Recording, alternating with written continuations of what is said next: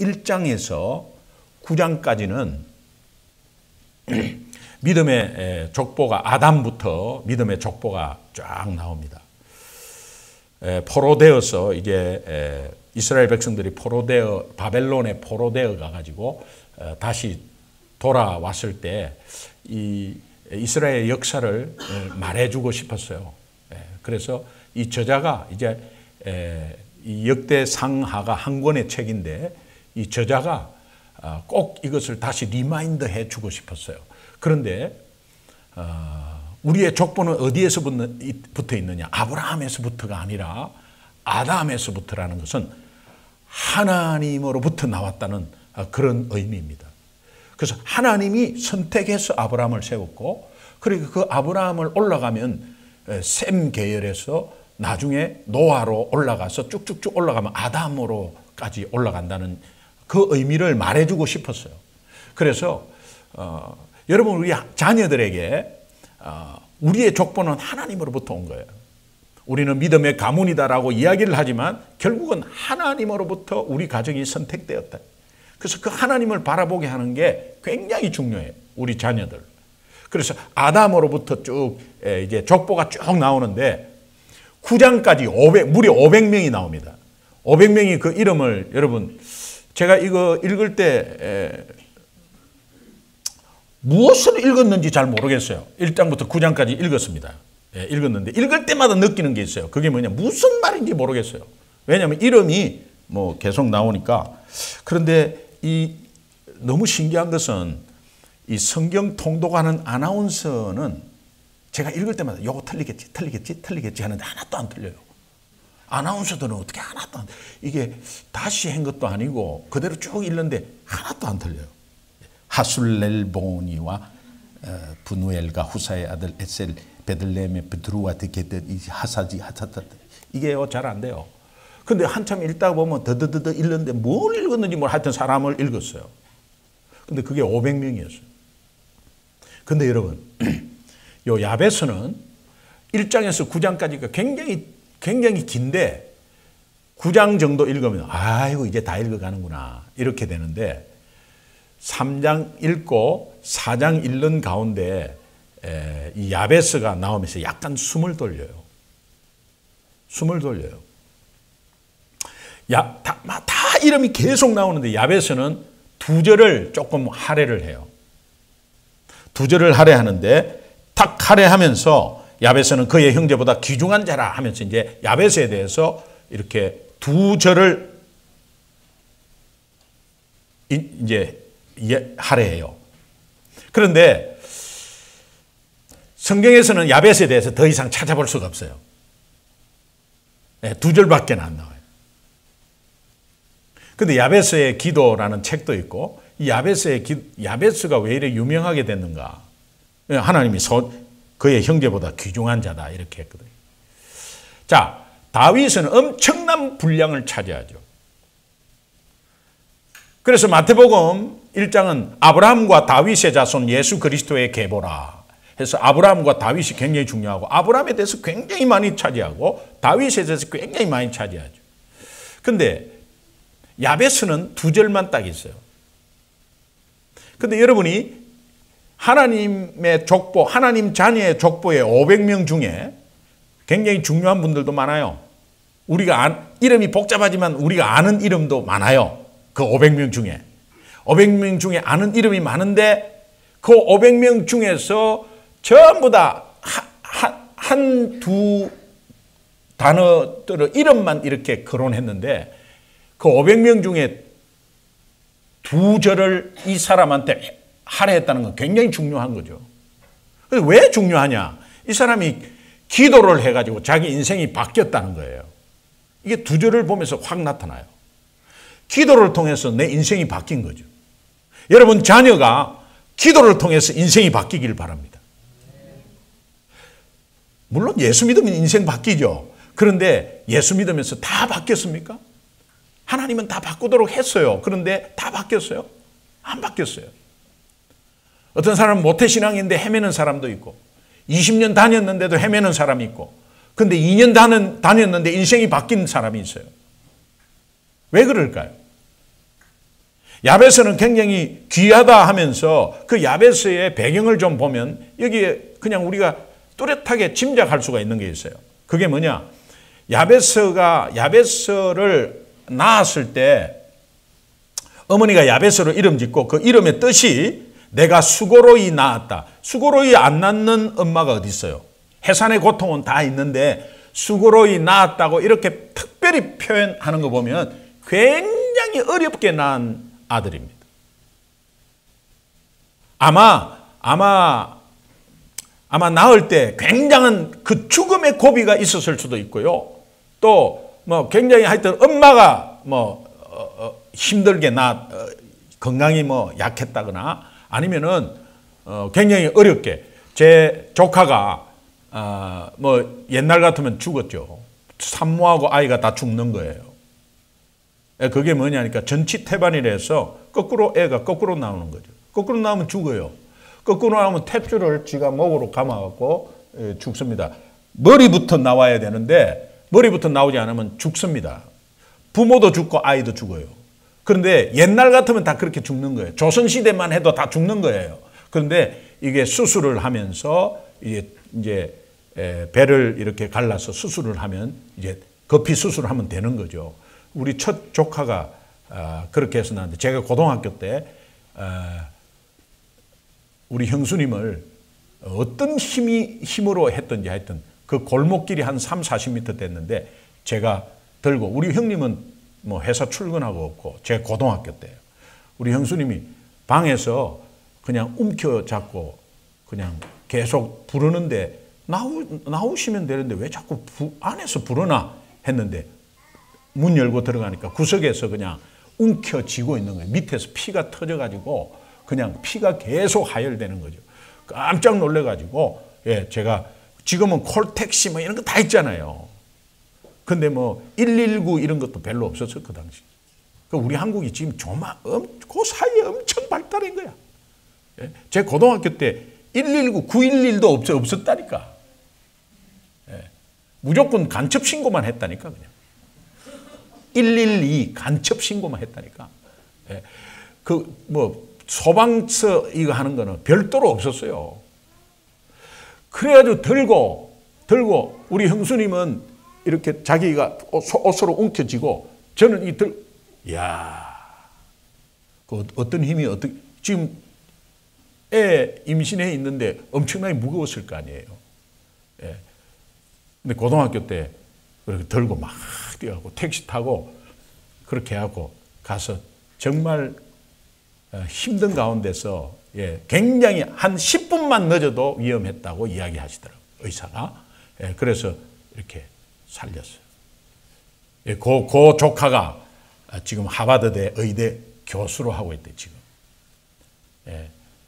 세브란스 의대 나와가지고 거기서 의사 뭐 다 겪고 인터넷은 다 겪어갖고 하고 나서 다시 와서 의사 시험 다시 공부하고 잔스 홉킨스에서 보건대학원에 지가 논문을 쓰니까 그 하버드대에서 그걸 알고 픽업해가지고 거기서 박사학위 받아갖고 거기서 바로 교수를 하고 있어요. 근데 그런 것들이 낳을 때 굉장히 힘들었다는 표현을 한번 하죠. 누구나 다 힘든데 더 표현하는 거는 뭔가 힘든 거죠. 그 다음에 이 기도를 보면은 나의 지경을 넓히시고 라는 의미를 볼 때는 아마 야베스가 굉장히 작은 도시나 작은 시골에 살았지 않겠나 이런 추측을 해보죠. 지경을 좀 넓혀달라고. 안 그러면 막 이렇게 좀 좁아가지고 거기에서 답답함을 아마 느꼈을 수도 있고요. 그런데 또 환난에서 벗어나 내게 근심이 없게 하옵소서. 여러분 굉장히 잘 풀리고 환난이 없고 이러면 어떤 이런 기도를 하겠습니까? 그러니까 야베스는 굉장히 근심 중에 상황 가운데서 있었고 환난이 많았다는 그런 의미입니다.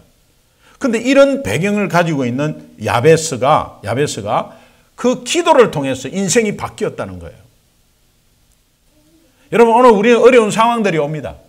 또 아이들이 지금 우리 부모 밑에 있을 때는 괜찮은데 우리 부모 곁을 떠나는 순간 우리가 그 사이에 어느 정도 믿음을 물려주고 복음을 알게 하고 또 이 아이들이 복음 안에서 스스로 일어날 수 있는가를 여러분 굉장히 고민하셔야 돼요.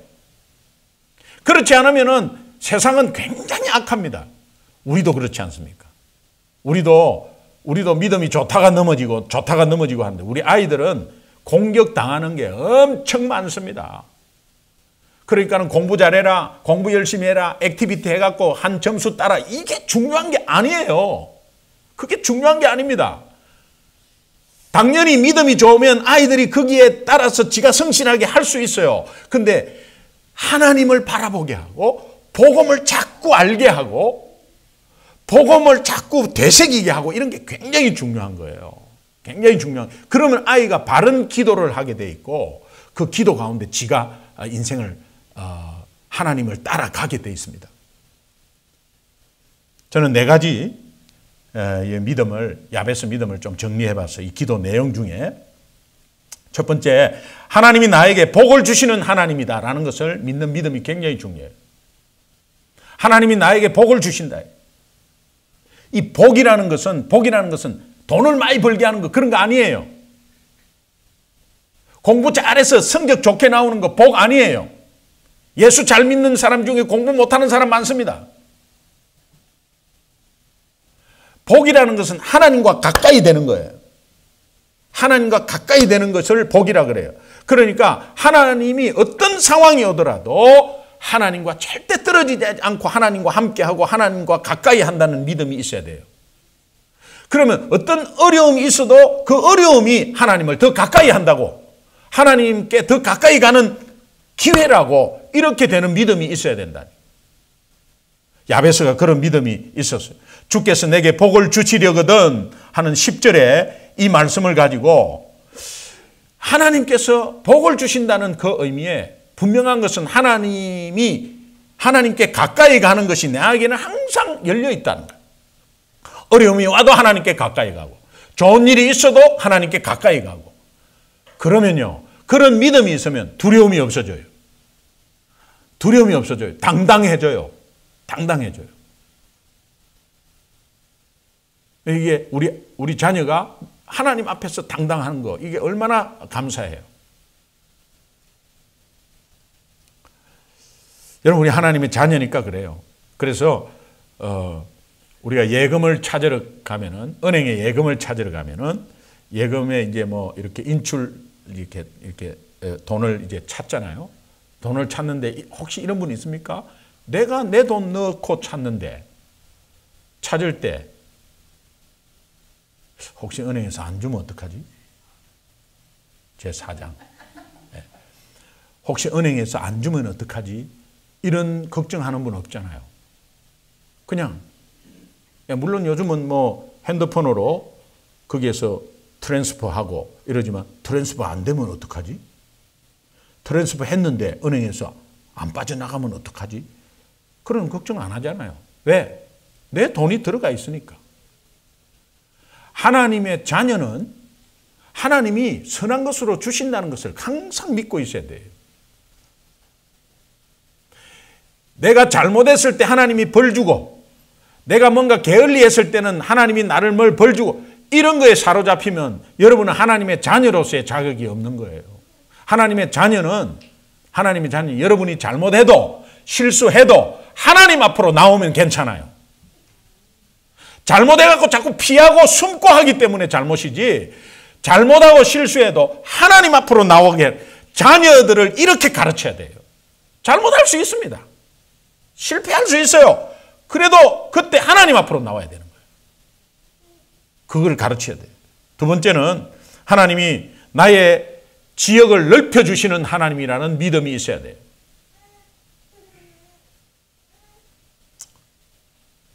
내 힘으로는 아무리 안 된다. 내가 아무리 좋은 학교 나와도 내 힘으로는 안 된다. 이 마음이 우리 믿음의 식구들에게 있어야 합니다.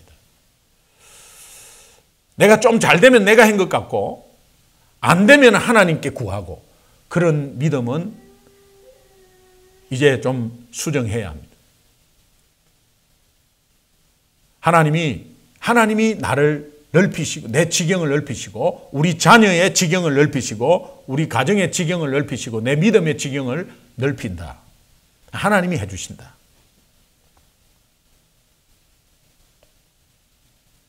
세 번째는 하나님이 나를 도우시는 하나님이다. 항상 나를 해코지하고 벌 주는 하나님이 아니라 나를 도우시는 하나님이다.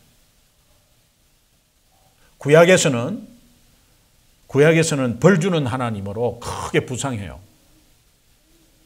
그것은 예수 그리스도가 오기 전에, 실제 예수 그리스도가 오기 전에 하나님은 그렇게 할 수밖에 없었어요. 그러나 벌 주더라도 그 벌 주는 것에 자꾸 돌아오는 것을 계속 인도합니다. 그러나 신약에 와서 같은 하나님이죠. 다른 하나님이 아니죠. 같은 하나님이죠. 하나님은 이래나 저래나 우리를 선하게 이끌어요. 그래서 깨닫게 하시고 회개케 하시고 그러면서 계속해서 좋은 방향으로 이끄세요. 그래서 여러분의 상황이 어떻게 되었든 하나님은 우리를 계속 도우시는 분이다. 하나님이 우리에게 성령을 주셨어요. 하나님이 우리에게 성령을 주신 이 성령, 홀리 스피릿, 홀리 고스트, 이 성령은 클레토스, 파라라는 옆에서 돕는다 이 뜻이에요. 성령은 우리와 함께 하셔서 계속 우리를 돕고 있어요. 나를 돕는 분이라고 생각하면 내가 그분께 기도할 수밖에 없고 의지할 수밖에 없죠. 그런데 그것이 없으면 뭔가 계속 내가 하려고 해요. 내가 하려고 하다가 다 그냥 주변 사람 다 상처 주는 거예요. 내가 하려고 했을 때 주변에 자기는 몰라요. 그런데 주변 사람들은 많은 상처를 받아버려요. 내가 하려고 했을 때. 어떤 일이든 내가 하려고 했을 때는 결과가 그렇게 돼버려요. 본인도 지치지만 주변 사람들도 다 지쳐버려요.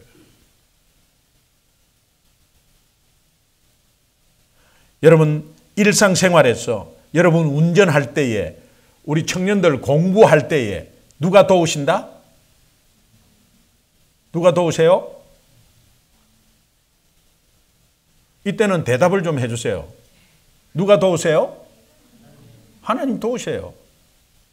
하나님이 도우신다고. 여러분이 모르는 상황 가운데 오늘 하루도 누가 도우셨어요? 하나님. 여러분들이 똑똑해갖고 아니에요. 여러분 운전 잘해서 아니에요. 하나님이 도우셨어요. 여러분 공부하는 것도 하나님이 도우시는 거예요. 직장 생활하는 것도 하나님이 도우시는 거예요. 여러분이 한참 하고 있을 때 우리 가족 중에 하나가 뭐가 터졌다. 그럼 그 일을 어떻게 하겠어요?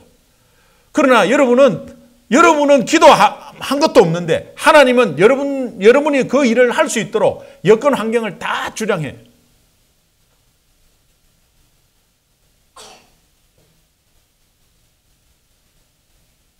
마지막으로 하나님이 내게 근심이 없게 하시는 하나님임을 믿어야 합니다. 오늘 우리는 근심이 있잖아요. 근데 하나님은 근심을 얻게 하는 하나님인데 오늘 우리는 예수님 믿고 있으면서 근심이 있잖아요. 그건 뭡니까? 예수 못 믿는 거죠. 예수 못 믿고 있는 거죠. 예수를 안 믿는다는 게 아니라 못 믿고 있는 거죠. 여러분이 염려하고 걱정하는 것은 무엇입니까? 못 믿고 있는 거죠. 여러분이 지금 현재 하고 있는 일들이 있잖아요. 그 일들을 여러분들이 최선을 다하는 것은 좋아요. 그런데 이것이 앞으로 어떻게 될 것이라고 미리 걱정하는 거, 그거 못 믿고 있는 거예요. 특별히 우리 자녀들이 앞으로 어떻게 되겠다.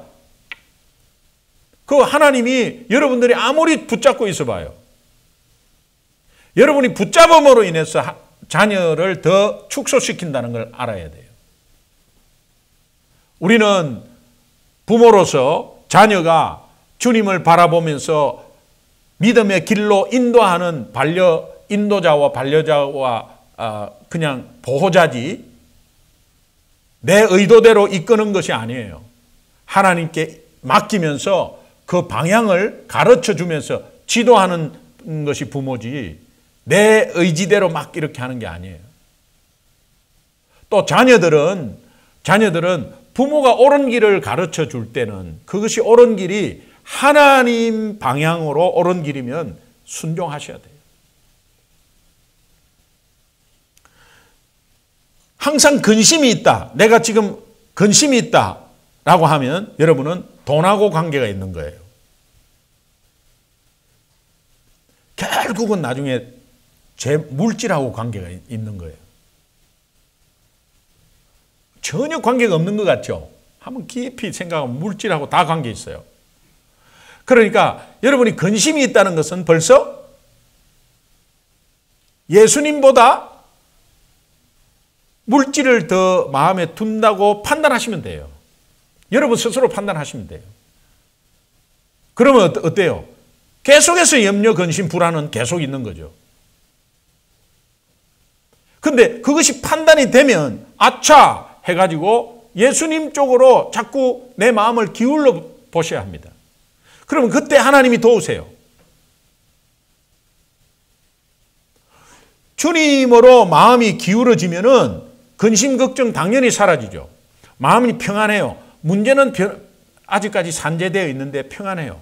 그거는 성령께서 우리에게 주시는 것입니다.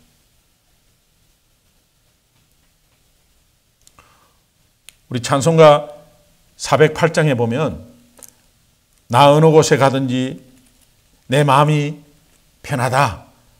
주 예수 주신 평안함 늘 충만하도다. 나의 마음 속이 늘 평안해. 나의 마음 속이 늘 평안해. 악한 죄 파도가 많으나 마음이 늘 평안해. 요한복음 14장 27절에 예수 그리스도께서 우리에게 평안을 주신다. 이거는 세상이 주는 잠시 오는 평화가 아니다. 그래서 예수 믿으면 이미 받은 것이다. 그러니까 여러분 이 408장을 한번 되뇌어 보십시오. 근심 불안이 있을 때 한번 되뇌어 보십시오. 그러면 다시 한번 회복되는 은혜가 있을 거예요.